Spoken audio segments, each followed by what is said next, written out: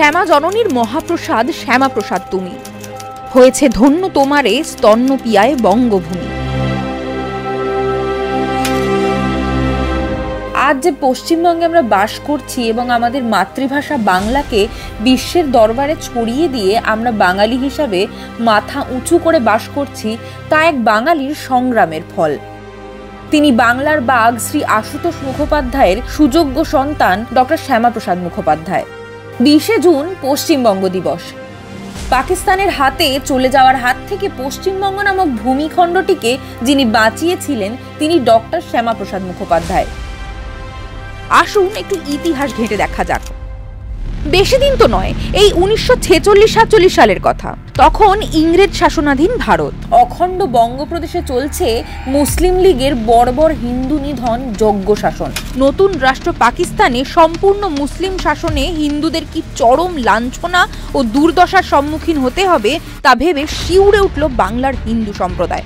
তখন শ্যামাপ্রসাদ মুখোপাধ্যায় নির্ভীক কণ্ঠে ডাক দিলেন, অন্যায়ের প্রতিবাদ করো, প্রতিরোধ করো, প্রয়োজনে প্রতিশোধ নাও।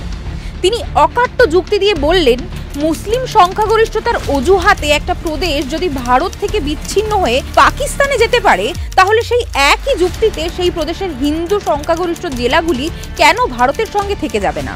শ্যামাপ্রসাদ বাঙালি হিন্দু জাতিকে এইভাবে বাঁচিয়েছিলেন। দেশভাগ শব্দটি ভারতীয় উপমহাদেশের ইতিহাসে এক রক্তাক্ত অধ্যায়ের প্রতীক।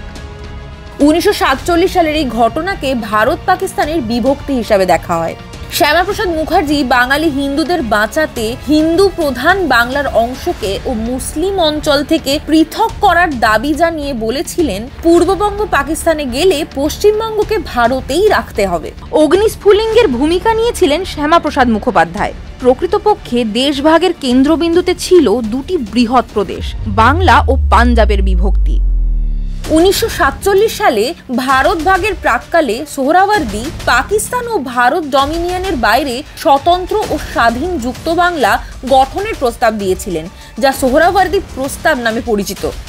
এই যুক্ত বাংলায় যাতে হিন্দু বাঙালির অস্তিত্ব সংকট না হয় সেজন্য প্রধান ভূমিকা নিয়েছিলেন শ্যামাপ্রসাদ মুখোপাধ্যায়।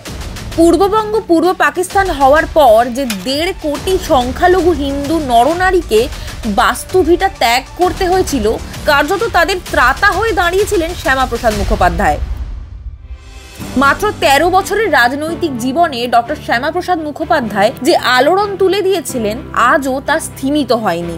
এবং পশ্চিমবঙ্গ নামক ভূখণ্ড যতদিন বর্তমান থাকবে ততদিন সে তরঙ্গ বিক্ষেপ থামবে না, একথা নিশ্চিত বলা যায়। আজ শ্যামাপ্রসাদ মুখোপাধ্যায় না থাকলে বাংলা হারিয়ে ফেলত রবীন্দ্রনাথের সৃষ্টি, সুভাষচন্দ্রের বিপ্লব, সত্যজিৎ রায়ের গৌরবময় কীর্তির মতো এমন অনেক বাংলার কৃষ্টি সংস্কৃতির ইতিহাস।